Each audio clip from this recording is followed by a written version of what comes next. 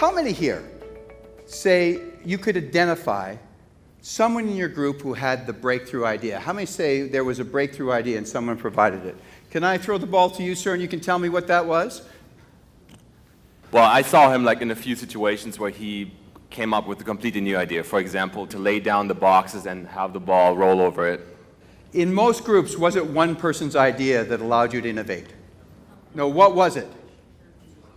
Collective. So it's a concept that I call idea on idea.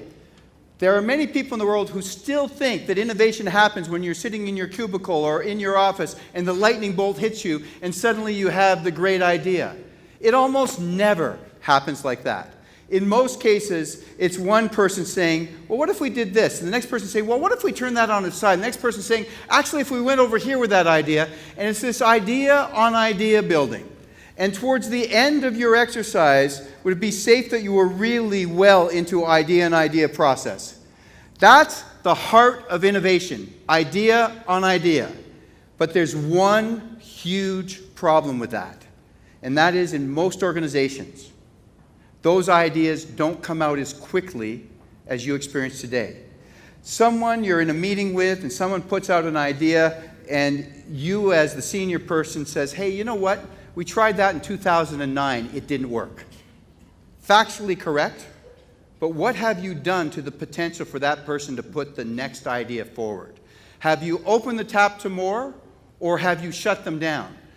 We talked at the outset that we might talk about a few things that leaders do that undermine innovation in their organizations.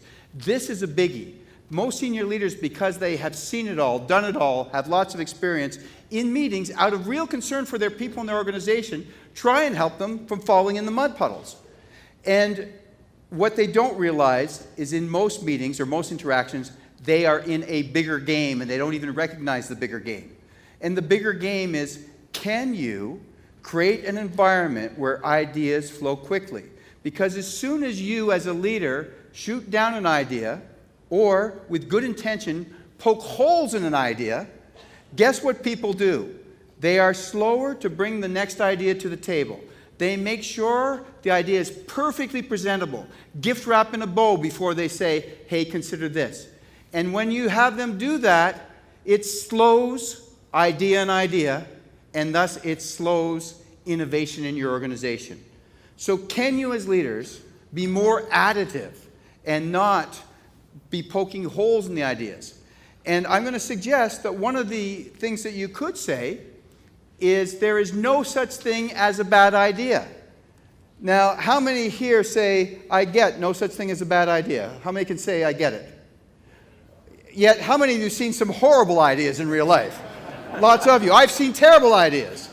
But the question is, when the ideas come forward, and you recognize that innovation is based on an idea, and every idea, no matter how good or bad, is the potential seedling for the next idea to build on, can you create the mindset for yourself and for your senior leaders of saying there's no such thing as a bad idea, so you don't start to slow innovation in your organizations because you're very quick to poke holes? And most senior leadership teams that I sit in on are very good at poking holes.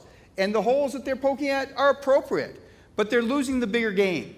They're not thinking about how do they keep the flow of ideas coming forward, and how do we get idea on idea with speed, because at its basis, that is innovation. That's what makes it happen.